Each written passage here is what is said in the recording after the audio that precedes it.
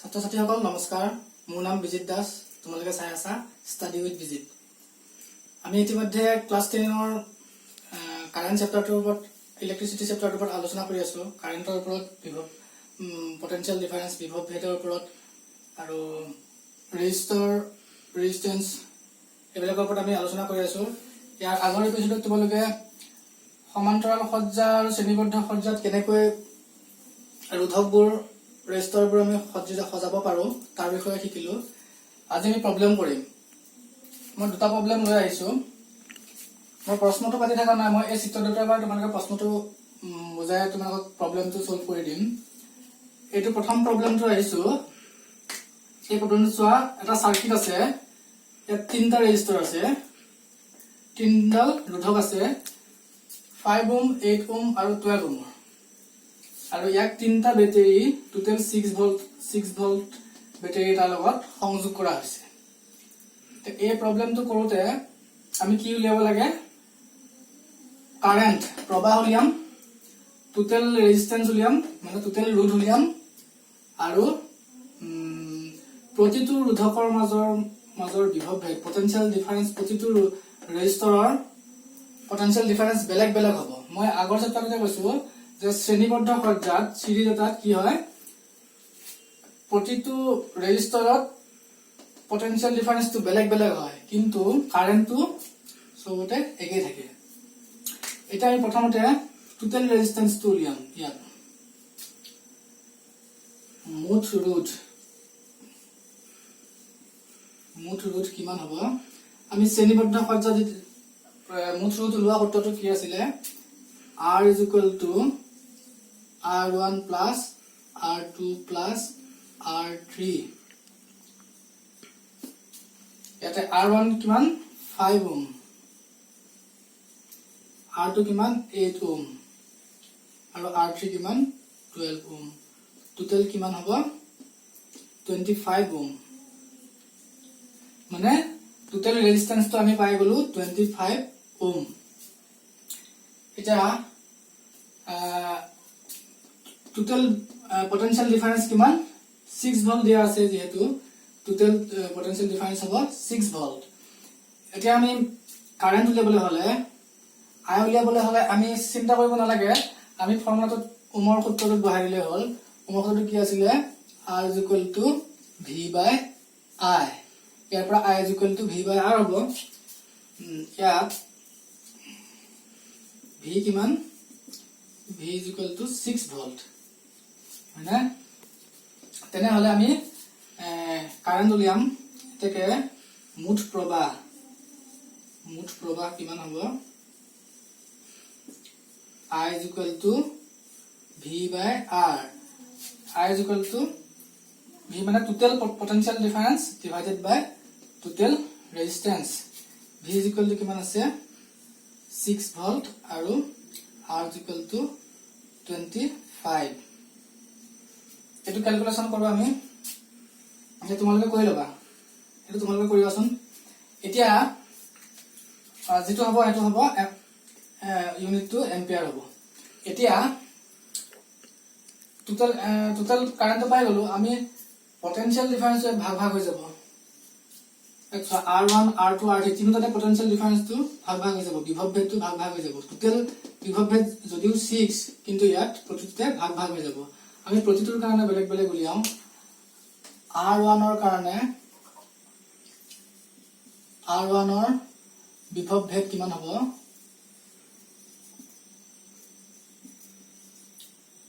V1 is equal to V is equal to কি আছিলে? R into I into R1 হ'ব। যেহেতু V1 ৰ কাৰণে R1 ৰ কাৰণে উলিয়াম,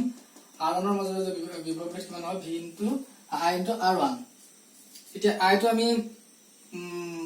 ভগ্নাংশটো পাতিব পাৰো, নহলে আমি যেটো পাইছিলো সেইটো পাতিব পাৰো। ভগ্নাংশটোকে পাতো 6/25 into R1 ৰ মান কিমান? 5 ওহম।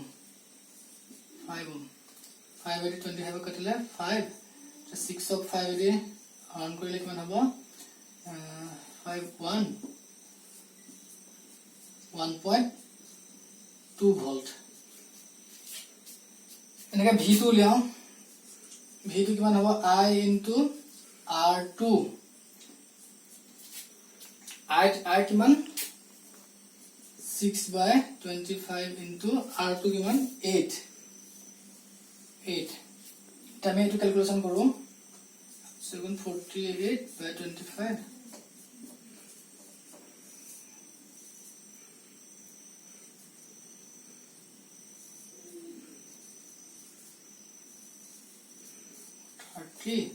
30 0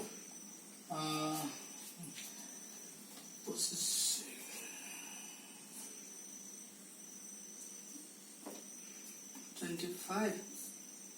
5.0 and have possession 1.81 মানে 8 আৰু তে V3 কি হ'ব V3 কিনতে উলিয়াও V3 is equal to I into R3 I 6/25 into किमान 12 72/25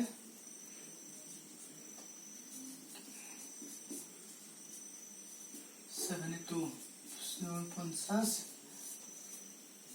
2.0 হল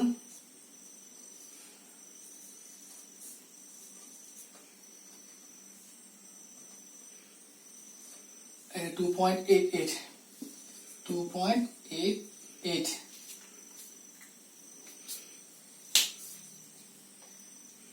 এইটো হ'ব V1 V2 আৰু V3 এতিয়া তোমালোকে ক্যালকুলেশন কৰি যাবা ভিউ টোটাল বিভব ভেক্টৰ 6 হ'বলে হলে একেটা প্লাস কৰি সোৱা প্লাস কৰিলে টোটাল 6 ভোল্ট হ'ব 2.83 ক্যালকুলেশন কৰি চাবা টোটাল 6 ভোল্ট হ'ব এতিয়া মই এইটো প্ৰবলেম হলে আহিলো এটা বুজি পাইছা নিশ্চয় মই এটা সেকেন্ড প্ৰবলেম দিলে আহিলো সেকেন্ড প্ৰবলেমটো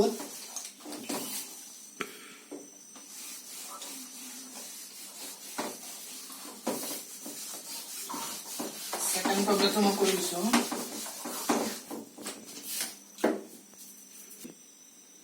এটা চোৱা R1 আছে 5 ওহম R2 আছে 10 ওহম R3 আছে 30 ওহম এতিয়া আমি ইয়াক প্ৰথমতে আমি কি কম টোটাল ৰেজিস্ট্যান্স টো উলিয়াও এটো আছে সমান্তৰাল সজ্জাত মানে প্যাৰালাল আছে প্যাৰালাল থাকিলে আমি মুঠ ৰোধ কেনেকৈ উলিয়াম মুঠ ৰোধ উলিয়াম 1/R is equal to 1/R1 plus 1/R2 plus 1/R3 মনত ৰাখিবা শ্ৰেণীবদ্ধ সজ্জাত R is equal to R1 plus R2 plus R3 আৰু সমান্তৰাল সজ্জাত এইটো ফৰ্মুলা আছিল এতিয়া আমি মুঠ ৰোধটো উলিয়াবলৈ 1/R is equal to R p বুলি দিলো প্যাৰালাল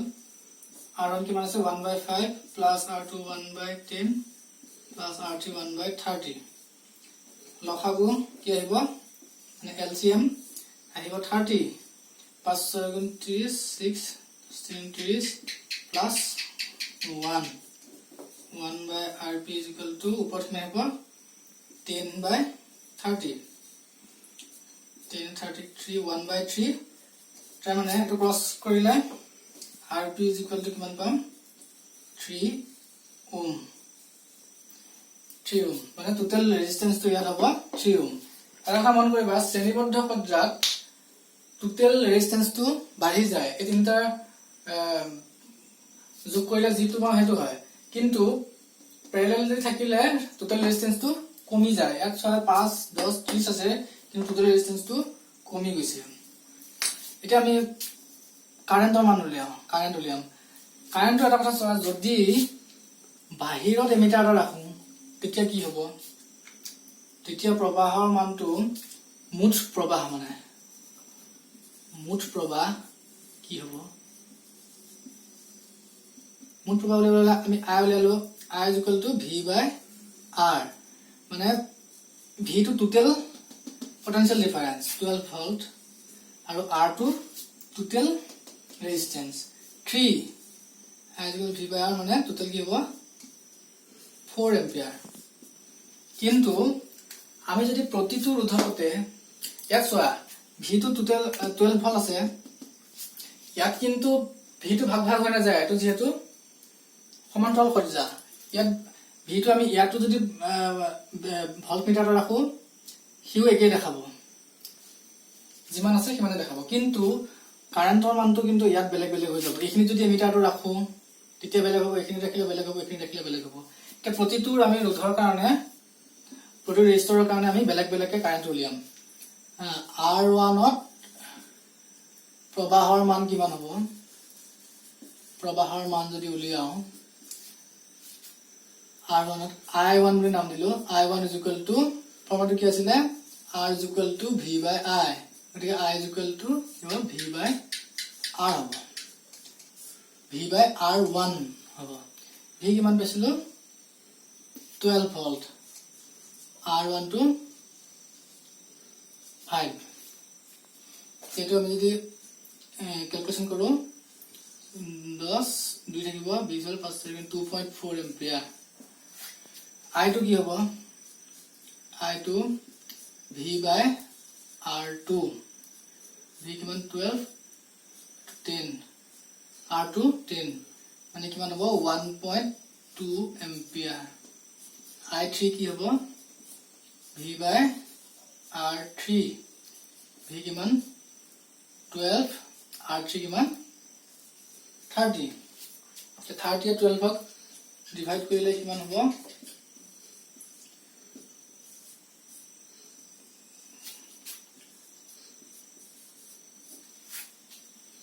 হলে মানে 0.4 এম্পিয়াৰ এটা আমি টোটাল কাৰেন্টটো ইয়াৰ সমান হৈছে না চেক কৰি চাও I1 কিমান আছিল 2.4 I2 কিমান আছিল 1.2 I3 কিমান আছিল 0.4 টোটাল যোগ কৰি চোৱা 4 2 3 4.0 ওলাইছে না তাৰ মানে যদিও কাৰেন্টটো ভাগ ভাগ হৈ যাব টোটাল কাৰেন্টটো ইয়াৰ সমানে হ'ব ঠিক আছে এতিয়া মই প্ৰশ্নাৱলী 216 পেজলৈ আহিছো এতিয়া নিশ্চয় বুজি পাইছা তালকা স্ক্ৰিনশ্বট লৈ লব পাৰা মই ৰখি দিছো অলপ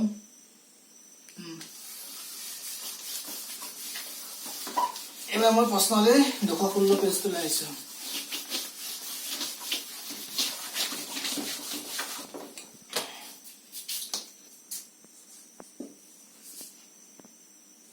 এক নম্বৰটো চোৱা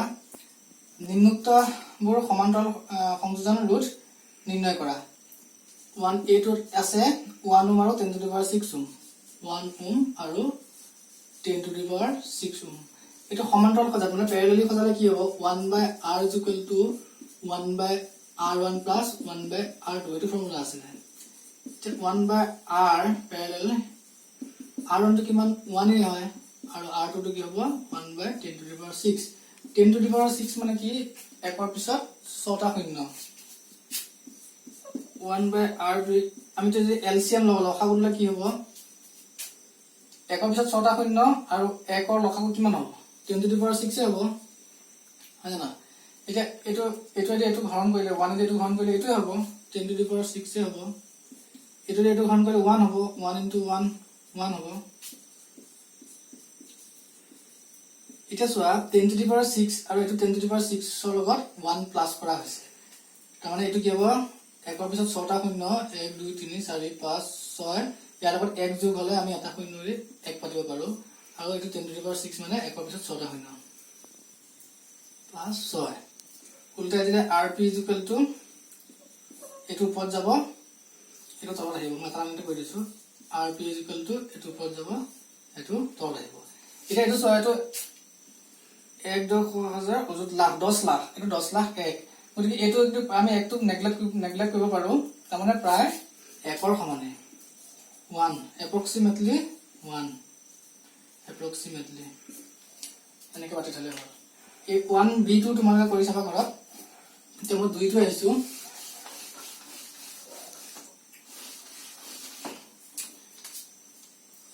b2 কৰিছো 100 ওমৰ এটা বৈদ্যুতিক বাল্ব 100 ওম ৰোধৰ মানে R1 = 100 ওম মই পাতি গৈছো তাৰ পিছত আৰু 50 ওমৰ এটা পাউৰুটি থকা সঁজুলি R2 is equal to 50 Omar এটা পাউৰুটি থকা সঁজুলি আৰু 500 ওমৰ ৰোধৰ এটা পানীৰ ফিল্টাৰ মানে R3 500 ওম 220 ভোল্টৰ লগত সমান্তৰালভাৱে সংযোগ কৰা হৈছে V is equal to 220 volt সমান্তৰালভাৱে মানে প্যাৰেলালি সংযোগ কৰা হৈছে এতিয়া যদি এটা বৈদ্যুতিক ইস্ত্ৰি একেটা উৎসৰ লগতে সংযোগ কৰা হয় ইয়াৰ লগতে এটা বৈদ্যুতিক ইস্ত্ৰি সংযোগ কৰিছে তেনেহলে ই আন তিনিটা লোৱাৰ সমান প্ৰবাহ লয় তেন্তে ইস্ত্ৰিটোৰ ৰোধ কিমান হ'ব মানে সেই তাৰ প্ৰবাহ ইহঁতৰ প্ৰবাহৰ সমানে তাৰমানে তাৰ প্ৰবাহ উলিয়াবলৈ হলে ইহঁতৰ প্ৰবাহটো উলিয়াব লাগিব এতিয়া আমি ইহঁতৰ প্ৰবাহটো উলিয়াম যেহেতু এটো সমান্তৰাল সজাত আছে 1/rp = 1/100 মানে 1/r1 আৰু 1/r1 plus 1/r2 plus 1/r3 1/100 plus 1/50 plus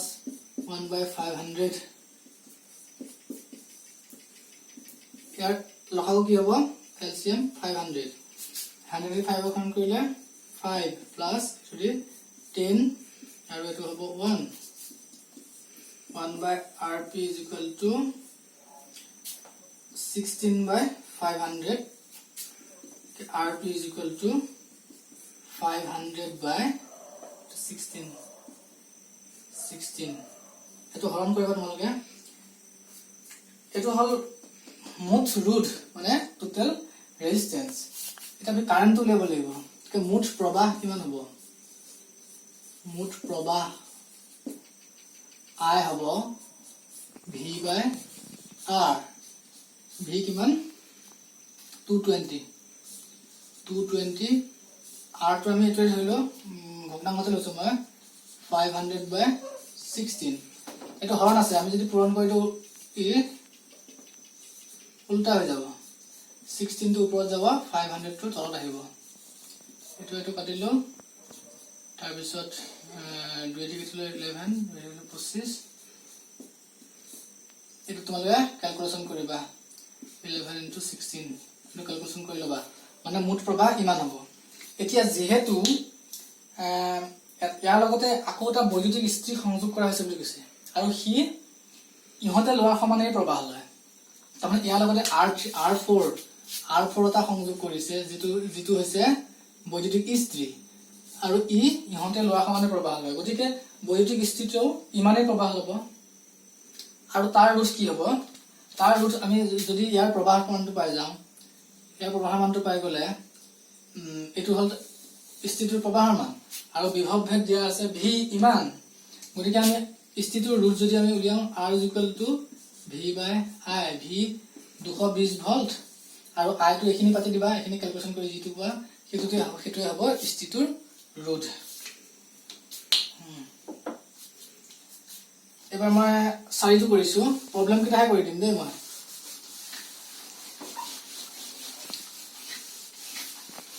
4 টো কৰি দিছো সো 2 ওম 3 ওম 6 মানে R1 দিয়া আছে 2 ওম R2 3 ওম আৰু R3 6 ওম ইহঁতক আমি কেনেকৈ সজালে মুঠ ৰোধ A is equal to 4 ohm আৰু B is equal to 1 ohm পোৱা যাব ইহঁতক কেনেকৈ সজালে মুঠ ৰোধটো 4 ohm আৰু 1 ohm পোৱা যাব এতিয়া মুঠ ৰোধ 1 পাবলৈ হলে আমি তিনিটাকে শ্ৰেণীবদ্ধত সজালে কি হ'ব শ্ৰেণীবদ্ধত কি হয় R1 plus R2 plus R3 গুটেকেটাকে যোগ কৰি যদি চাও 6 3 9 9 2 11 মানে ইহঁতক শ্ৰেণীবদ্ধ সজ্জাত সজালে আমি এৰুটা নাপাম সমান্তৰাল সজাই চাওচোন সমান্তৰাল সজালে পামনে এটো আমি কৰি চাও 1/rp = 1/r1 মানে মই ডাইৰেক্ট পাতিছো 2 1/3 plus 1/6 LCM যদি নাও 6 হ'ব 2 3 গুণ 6 3 2 গুণ 6 6 গুণ 6 3 4 5 6 6/6 এটো 6/6 1 হ'ব ইয়া উল্টা দিলেও rp 1 এ হ'ব মানে আমি তিনিটাক যদি সমান্তৰাল সজ্জাত সজাও তেতিয়া হলে 1 ওম পাম কিন্তু 4 ওম পাবলৈ আমি কেনেকৈ কৰিব লাগিব 4 ওম পাবলৈ 4 ওম পাবলৈ হলে আমি চাওঁচোন দুটাক যদি আমি সমান্তৰালত সজাই এটাক শ্ৰেণীবদ্ধত সজাও এইটাক যদি শ্ৰেণীবদ্ধত সজাও R1 R2 আৰু R3 ক শ্ৰেণীবদ্ধভাৱে সমান্তৰালত সজালো তেতিয়া কি পাওঁ 1/R2 = 1/R2 + 1/R3 কৰিছিলো 1/3 + 1/6 কি হ'ব 6 লখাব আহিব 3 × 6 6 × 6 3/6 মানে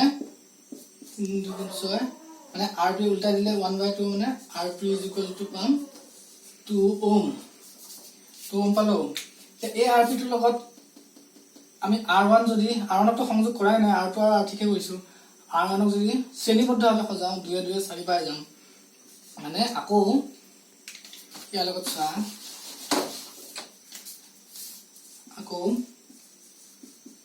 R1 আৰু RP ক শ্ৰেণীবদ্ধভাৱে সজালে কি পাম মুঠ ৰুট R = R1 + RP কি পাম 2 ওম + 2 ওম মানে 4 ওম মানে ইয়াক চিত্ৰটো মই আঁকি দিছো কেনেকৈ সজাব লাগিব R2 আৰু R3 ক সমান্তৰালত সজালো মানে চিত্ৰটো কেনেকুৱা হ'ব মই অকল হেৰিটো আঁকিম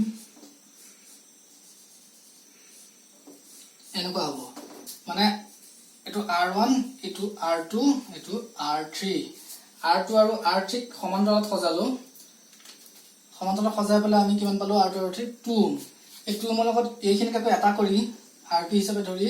R1 ৰ লগত যদি শ্ৰেণীবদ্ধভাৱে সজাও তেতিয়া আমি 4 ওম পাম 5 নম্বৰটো তোমালোকে ঘৰত কৰিব মই হোমৱৰ্ক দিছো 5 নম্বৰ দিছে 5 ওম 8 ওম 12 ওম আৰু 24 ওমৰ চাৰিটা কুণ্ডলী লগাই পাব পৰা সৰ্বোচ্চ আৰু সৰ্বনিম্ন ৰোধৰ মান কিমান এতিয়া আমি দেখি আছো যে শ্ৰেণীবদ্ধ সজ্জাত ৰোধৰ মানটো সৰ্বোচ্চ হয় মানে গোটেইকেইটা যেতিয়া যোগ কৰা যায় মানটো বাঢ়ি যায় সৰ্বোচ্চ হ'বলৈ হলে শ্ৰেণীবদ্ধত সজাব লাগিব আৰু সৰ্বনিম্ন হ'বলৈ হলে গোটেইকেইটাকে সমান্তৰালত সজাব লাগিব গতিকে এইকেইটা তোমালোকে 5 নম্বৰটো তোমালোকক হোমৱৰ্ক দিলো কৰি পেলাই মোক দেখাবা তাৰপিছতে মই নোৱাৰিলে মই পিছত তোমালোকক কমেন্ট কৰিবা মই কৰি দিম ঠিক আছে আজিলৈ এইখিনিতে সামৰিছো তোমালোকে মোৰ ভিডিঅ'কেইটা লাইক কৰিবা শ্বেয়াৰ কৰিবা সাবস্ক্ৰাইব কৰিবা আৰু বেল আইকনটো বজাই দিবা নতুন ভিডিঅ' মই আপলোড কৰি থাকিম ডেইলি তোমালোকে